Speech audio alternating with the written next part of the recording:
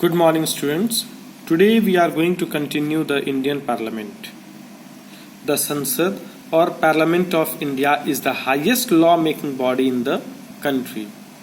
The Parliament is in our system has immense power because it is the representative of people.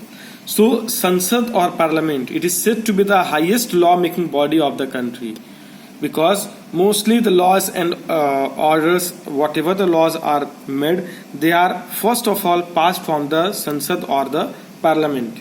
Next is the Parliament in our system has the immense power because whatever the representative that go in the Sansad or Parliament, they are directly represented, they are directly elected by the people, means they are the direct representative of the people. Further, the Parliament comprises of so what are the constituents of the Parliament? What are things who all come under the Parliament? First is the President of India is the part of the Parliament. Next is the Lok Sabha, that is also known as the lower house, and the Rajya Sabha, which is also known as the upper house. Now, election to the Parliament is held the similar way as it is held in the state legislature. In this, for the election of the Parliament, the election whole country is divided into small constituencies, and all the adult citizens of the country, whoever have attained the age of 18 or above, give their vote, are allowed to vote for the Parliament. Next, all the citizens of India are allowed to vote. A representative is elected from such constituency, and from each of the constituency a representative is elected, and seats are reserved, and for the Parliament seats are also reserved for the scheduled caste as well as scheduled tribes.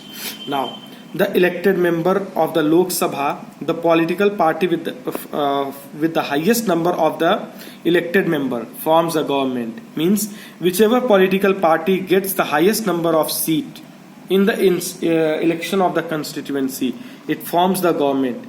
And if it does not form the majority, and if it can combine with other party, that means it can form a coalition with the other party, means these both parties can combine and they can form the majority which is required to form the government, and they can form the government.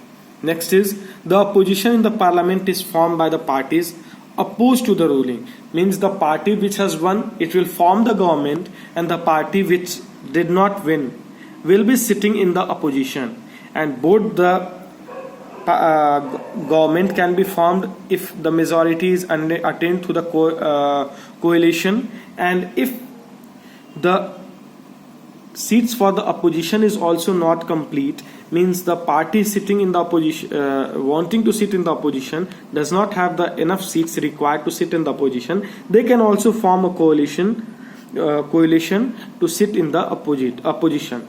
Opposition is engaged in consecutive debate on the issue concerning the people. Its principal function lies in making laws of the welfare of the country. Means the opposition here sits in the Parliament along with the government, and it debates with the government for the benefits of the people. Next is the composition of legislature. So what is the composition of the legislature? One is the Lok Sabha and the other is the Rajya Sabha. So what is the Lok Sabha? It is also known as House of People, because here the members are directly elected by the people. Members are elected directly by the people every 5 years. Now, the current strength of the House is, that is Lok Sabha, is 545, in which 273 seats are necessary to form the government at a national level. Next is Rajya Sabha. The Rajya Sabha is also known as Council of State and can have maximum of 250 members. That means the Rajya Sabha is also known as the Council of State, means all the members from different states are elected and they represent here, and the maximum seats for the member here is 250. Next is 12 members out of these are nominated by the President of India. That means the 12 of the members are elected from their extraordinary fields, that is from the music, art and literature.